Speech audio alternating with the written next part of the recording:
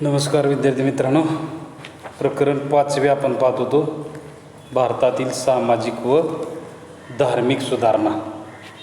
अनेक समाजसुधारकांविषयी आपण माहिती यापूर्वी पाहिलेली आहे. आज आपण भारतरत्न डॉक्टर बाबासाहेब आंबेडकर यांच्या कार्याविषयीची माहिती पाहणार आहोत. सामाजिक आणि धार्मिकदृष्ट्या अत्यंत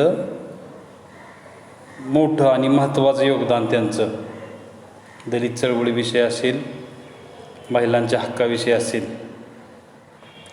डॉक्टर बाबासाहेब आंबेडकर यांचा जन्म 14 एप्रिल 1891 रोजी महू येथे झाला. महू मध्य प्रदेशमधील महू हे ठिकाण आहे. त्यांचं मूळ गाव आंबवडे, रत्नागिरी जिल्ह्यातील आंबवडे हे मूळ गाव होतं, परंतु वडील लष्करात असल्यामुळे महू या ठिकाणी नोकरीला शिक्षक असल्यामुळे लष्कर छावणीमध्ये त्या ठिकाणी त्यांचा जन्म झालेला होता. महू मध्य प्रदेश. वस्तुनिष्ठसाठी लक्षात ठेवा, डॉक्टर बाबासाहेबांचा जन्म महू मध्य प्रदेश या ठिकाणी झाला. त्यांचं प्राथमिक शिक्षण असेल कोकणातील रत्नागिरी जिल्हा असल्यामुळे प्राथमिक शिक्षण दापोली आणि सातारा येथे झालं. माध्यमिक शिक्षण सातारा आणि मुंबई या ठिकाणी झालं. आणि पुढील शिक्षण तर आपल्याला माहीत आहे की कशा पद्धतीने भारताच्या बाहेर अनेक विद्यापीठांच्या त्यांच्याकडे पदव्या असतील, आपण ते नंतर पाहणार आहोत. प्रामुख्याने डॉक्टर बाबासाहेबांची दलित चळवळ, भारतात संपूर्ण दलित चळवळीचं नेतृत्व कोणी केलं असेल स्वातंत्र्यापूर्वी आणि स्वातंत्र्यानंतरसुद्धा डॉक्टर बाबासाहेब आंबेडकर यांनी केलं. दलित चळवळीचे 3 टप्पे पडतात. भारतातील दलित चळवळीचे 3 टप्पे. त्यामधील पहिला टप्पा असेल डॉक्टर बाबासाहेब आंबेडकरांच्या पूर्वीची दलित चळवळ, त्यांच्या अगोदरची. त्यामध्ये मग महात्मा फुले असतील. महात्मा फुलेंचं दलितांविषयी कार्य आपल्याला माहीत आहे.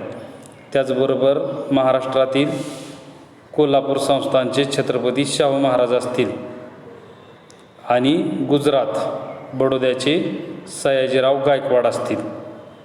यांच्या कालावधीमध्ये झालेली दलित चळवळ असेल. दलितांच्या उद्धारासाठी या व्यक्तीने आपल्या आयुष्यामध्ये संपूर्ण हयात घालवली होती. महात्मा ज्योतिबा फुले यांना तर डॉक्टर बाबासाहेब आंबेडकर आपला राजकीय गुरु मानत होते. त्यांच्या तत्वानीच पुढे डॉक्टर बाबासाहेबांनी दलित चळवळीचं नेतृत्व केलं.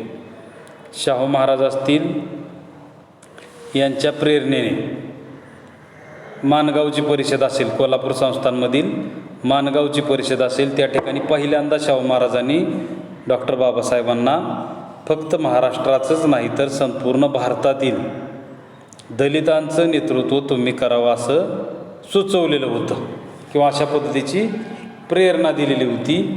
आणि त्यानंतर महाराष्ट्रातच नाही तर संपूर्ण भारतातील दलितांचं नेतृत्व डॉक्टर बाबासाहेबांनी केलेलं होतं. शाहू महाराजांनी त्यांना अनेक वेळा मोठ्या प्रमाणात मदतही केली होती. परदेशी शिक्षण असेल, भारतातील शिक्षण असेल किंवा सयाजीराव गायकवाड असतील. सयाजीराव गायकवाड यांनीसुद्धा डॉक्टर बाबासाहेबांना मोठी मदत शिक्षणाच्या बाबतीत, परदेशी शिक्षण असेल, बॅरिस्टरची पदवी घेण्याचं शिक्षण असेल, त्या कालावधीमध्ये सयाजीराव गायकवाडांनी डॉक्टरांना मोठी मदत केलेली होती. त्याचबरोबर दलितांच्या उद्धारासाठी सयाजीराव गायकवाड यांनी केलेली चळवळ असेल, योगदान असेल, हे आपण यापूर्वी पाहिलेलं आहे. अशा पद्धतीने आंबेडकरांच्या पूर्वीची दलित चळवळ आणि डॉक्टर बाबासाहेब आंबेडकरांची दलित चळवळ असेल, त्यांच्या हयातीमध्ये त्यांनी केलेली चळवळ असेल. त्यामध्ये मग आपल्याला माहीत असलेल्या सर्व गोष्टी आहेत की अनेक सत्याग्रह असतील किंवा दलितांच्या विषयी समाजात असलेला दुजाभाव असेल, दलितांना प्राण्यांपेक्षाही कनिष्ठ वागणूक मिळत होती याची चीड त्यांच्या मनामध्ये होती. आणि अशा पद्धतीने त्यांनी दलितांच्या उद्धारासाठी मोठ्या प्रमाणात दलितांना संदेश दिलेला होता, आपल्या दलित बांधवांना शिका, संघटित व्हा आणि संघर्ष करा. केवळ आपण यापूर्वीसुद्धा पाहिलं आहे, महात्मा फुलेंच्या कार्याविषयीच्या माहितीमध्ये आपण पाहिलेलं आहे की एका अविद्येमुळे कशा पद्धतीने मानवाच्या संपूर्ण हयातीमध्ये किंवा मानवाच्या जीवनामध्ये कशा पद्धतीची अधोगती येते, हे आपण महात्मा फुलेंच्या कार्याविषयीच्या माहितीमध्ये पाहिलेलं आहे. एका विद्येमुळे समाजाचं असेल, व्यक्तीचं असेल, किती मोठ्या प्रमाणात नुकसान होतं. तसाच प्रकार किंवा तीच शिकवण डॉक्टरांनी आपल्या अनुयायांना दिली. शिका, संघटित व्हा आणि संघर्ष करा. शिक्षण हे वाघिणीचं दूध आहे असं डॉक्टर बाबासाहेब आंबेडकर म्हणत होते. शिक्षण हे वाघिणीचे दूध आहे आणि ते प्रत्येकाने घेतलंच पाहिजे. कारण आधुनिक शिक्षण घेतल्याचे फायदे आपण यापूर्वीसुद्धा पाहिलेले आहेत. आणि डॉक्टर बाबासाहेब आंबेडकरांच्या हयातीमध्ये दलितांच्या उद्धारासाठी त्यांनी केलेले अनेक सत्याग्रह असतील. प्रामुख्याने हिंदू धर्मातील वर्णव्यवस्थेच्या विरोधात त्यांचा तीव्र विरोध होता. हिंदू धर्मात जी वर्णव्यवस्था होती, चातुर्वर्ण व्यवस्था, त्यामध्ये प्रामुख्याने ब्राह्मण, क्षत्रिय, वैश्य आणि चौथा वर्ग होता शूद्र. आणि शूद्रांचं काम काय होतं? वरील 3 वर्गाची सेवा करणे असेल. शारीरिक कष्टाची कामे करणे आणि हलक्या स्वरूपाची कामं असतील किंवा गावकुसाच्या बाहेर राहणं असेल, या सर्व गोष्टींची चीड डॉक्टर बाबासाहेब आंबेडकर यांना होती. आणि माणूस म्हणून समतेची वागणूक मिळावी यासाठी त्यांनी आता अनेक सत्याग्रह सुरू केलेले होते. किंवा हिंदू धर्मातील चातुर्वर्ण व्यवस्थेविषयी त्यांनी एक उदाहरण दिलं होतं की हिंदू धर्मातील चातुर्वर्ण व्यवस्था ही अशी एक बहुमजली इमारत आहे, 4 मजली इमारत आहे की ज्या इमारतीला जिनाच नाही किंवा पायऱ्याच नाहीत. त्यांनी उदाहरण काय दिलं तर चातुर्वर्ण व्यवस्था ही बहुमजली इमारत आहे की ज्या इमारतीला पायऱ्या नाहीत. ज्या मजल्यावर जी व्यक्ती जन्माला येईल त्याच ठिकाणी त्याची हयात असेल, संपूर्ण जीवन त्याच वर्गामध्ये, त्याच मजल्यामध्ये त्याला जगावं लागत होतं. म्हणजे कितीही कर्तृत्वान शूद्र असेल तरी त्याला वरच्या वर्गामध्ये स्थान मिळत नव्हतं. आणि कितीही अकर्तबगार असलेला वरिष्ठ वर्गातील असेल त्याला त्याच्या कर्तबगार नसला तरीसुद्धा मान मिळतच होता. आणि ही पद्धत त्यांना मान्य नव्हती. चातुर्वर्ण व्यवस्था, कर्मावर आधारित वर्णव्यवस्था असावी किंवा वर्णव्यवस्थेलाच त्यांचा विरोध होता. परंतु व्यक्तीच्या कर्मावर त्याला समाजात मान असेल, वागणूक मिळाली पाहिजे असं त्यांचं म्हणणं होतं. खालच्या वर्गातील लोक, त्यांच्या चौथा जो वर्ग होता तळमजल्यातील, कितीही कर्तबगार असला तरी त्याला वरच्या वर्गामध्ये प्रवेश दिला जात नव्हता.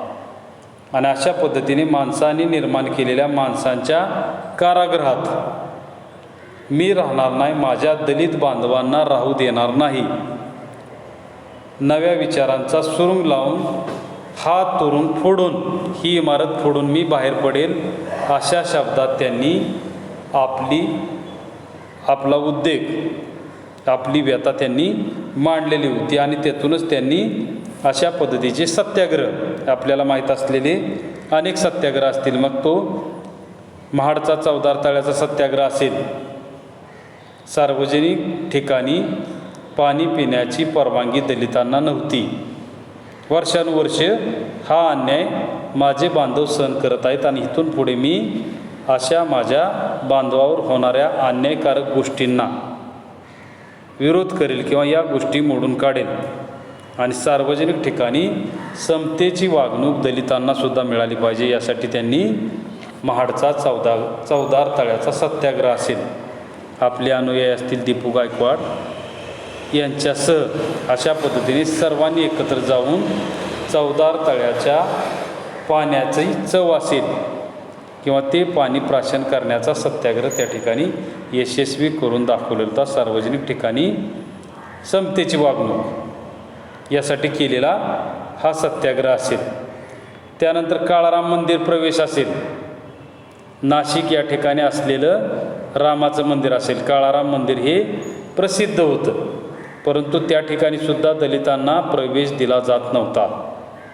आणि अशा पद्धतीने हिंदू धर्मातीलच लोकांना त्या ठिकाणी दलित वर्गातील लोकांना मंदिरात प्रवेश दिला जात नाही याचा विरोध करण्यासाठी 10,000 लोकांचा सत्याग्रह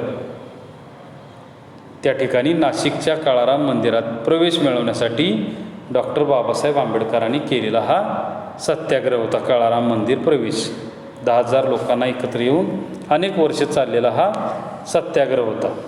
किंवा आजसुद्धा आपण पाहतोय की भारतातील अनेक मंदिरांमध्ये आपण टी व्हीवर पाहत असाल महिलांना प्रवेश दिला जात नाही. विशेष करून दक्षिण भारतातील मंदिर असतील. सुप्रीम कोर्टाच्या निकालानंतरसुद्धा आज आपण पाहतोय की अशा पद्धतीने महिलांना प्रवेश दिला जात नाही.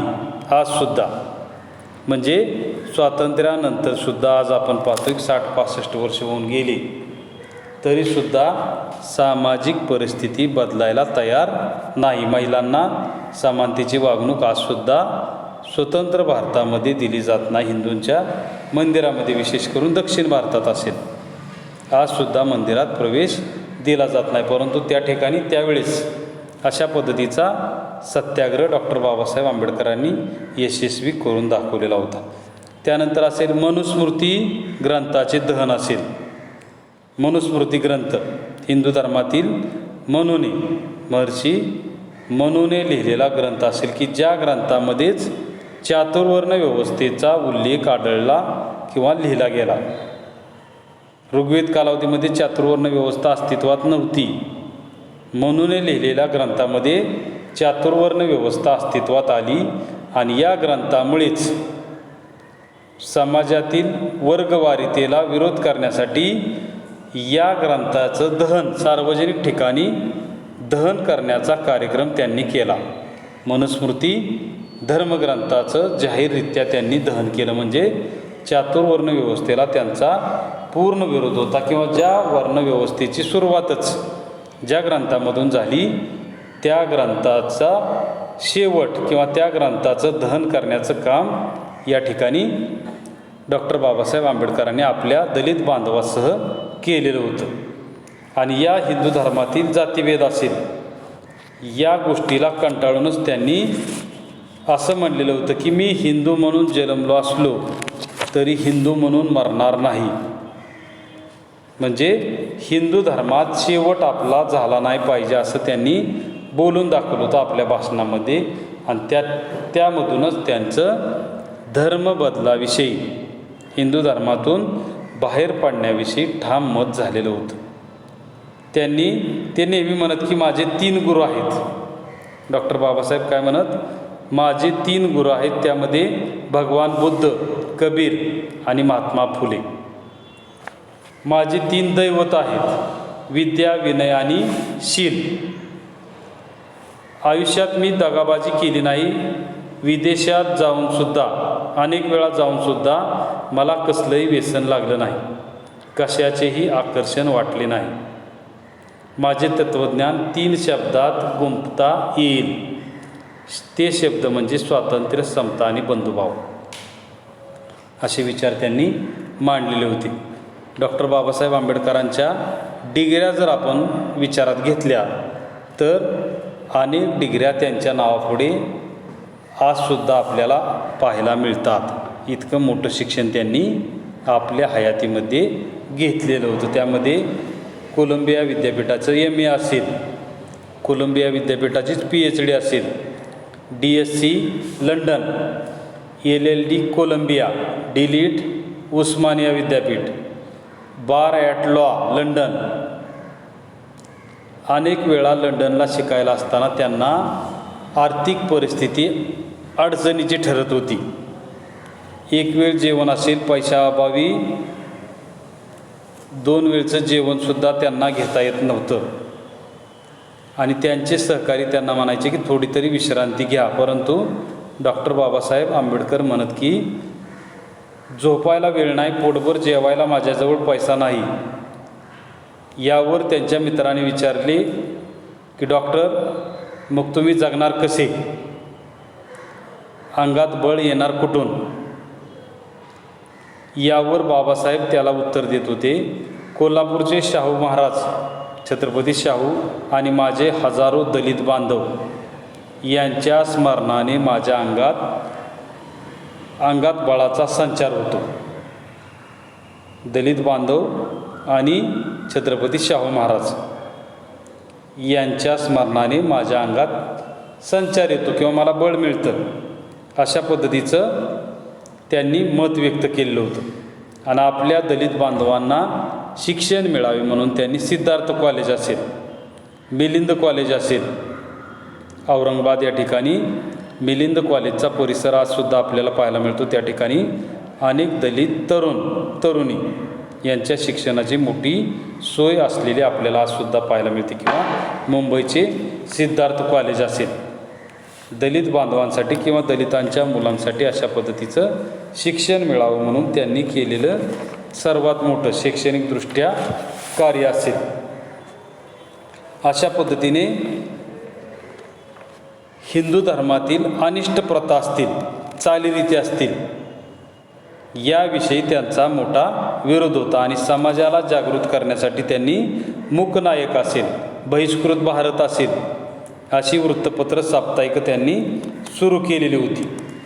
आणि हिंदू धर्मातून बाहेर पडण्यासाठी त्यांचा जो विचार होता तो त्यावर ते ठाम होते.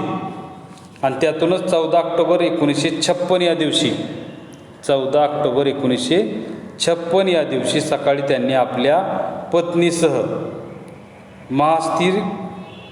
महास्थवीर चंद्रमणी यांच्याकडून बौद्ध धर्माची दीक्षा घेतली. आणि 15 ऑक्टोबर 1956ला त्यांनी 5 लाख दलित बांधवांच्या सह किंवा 5 लाख दलित बांधवांना याच धम्माची दीक्षा दिली. बौद्ध धर्माची दीक्षा आपल्याबरोबर 5 लाख दलित बांधवांना नागपूर या ठिकाणी आपल्याला माहीत असेल 15 ऑक्टोबर 1956.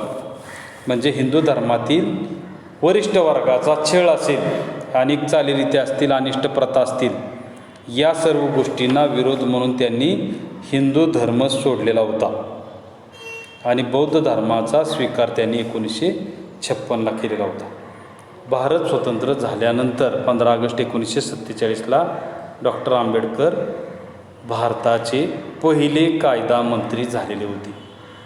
भारताच्या संसदेमध्ये खासदार असतील किंवा खासदार झाल्यानंतर पहिले नेहरूंच्या मंत्रिमंडळामध्ये कायदे मंत्री म्हणून त्यांनी काम पाहिलं. किंवा आपल्या सर्वांना माहीत असलेल्या गोष्टी असतील की भारताच्या राज्यघटनेचे शिल्पकार डॉक्टर बाबासाहेब आंबेडकर हेच होते. किंवा त्यांनीच भारताची राज्यघटनासुद्धा, संविधान आपण म्हणतो, हे संविधानसुद्धा डॉक्टर बाबासाहेब आंबेडकर यांनीच लिहिलेलं होतं. अशा पद्धतीने सामाजिक असेल, धार्मिक असेल, या गोष्टी बदल घडवून आणण्यासाठी त्यांनी मोठ्या प्रमाणात चळवळ सुरू केली. आणि ही चळवळ त्यांनी यशस्वी करून दाखवली. संपूर्ण भारतातील दलित चळवळीचं नेतृत्व, जसं स्वातंत्र्य मिळवण्यासाठी स्वातंत्र्य लढ्याचं नेतृत्व महात्मा गांधींनी केलं, तसं स्वातंत्र्यापूर्वी आणि स्वातंत्र्यानंतर असेल दलितांच्या उद्धारासाठी दलित चळवळीचं नेतृत्व डॉक्टर बाबासाहेब आंबेडकर यांनी केलेलं होतं. आणि आपल्या बुद्धीच्या जोरावर, आपल्या कर्तृत्वाच्या जोरावर त्यांनी दलित बांधवांना वर्षानुवर्ष, पिढ्यानपिढ्या, हजारो वर्ष जे सहन करावं लागत होतं त्यातून बाहेर काढण्याचं काम, समतेची वागणूक असेल, शिक्षण असेल, या सर्व गोष्टींना इतर वर्गाबरोबर किंवा समानतेची वागणूक मिळवून देण्याचं काम कोणी केलं असेल तर डॉक्टर बाबासाहेब आंबेडकर यांनी केलं. दलित बांधवांना शिक्षणाकडे ओढ निर्माण व्हावी यासाठी त्यांनी अनेक कॉलेजेस, महाविद्यालये असतील ही सुरू केली. आणि शिक्षणाच्या द्वारेच आपल्या समाजाचा उद्धार घडवून आणण्याचं महान काम डॉक्टर बाबासाहेब आंबेडकर यांनी केलेलं होतं. यानंतरचे समाजसुधारक आपण पुढच्या तासाला पाहू. धन्यवाद.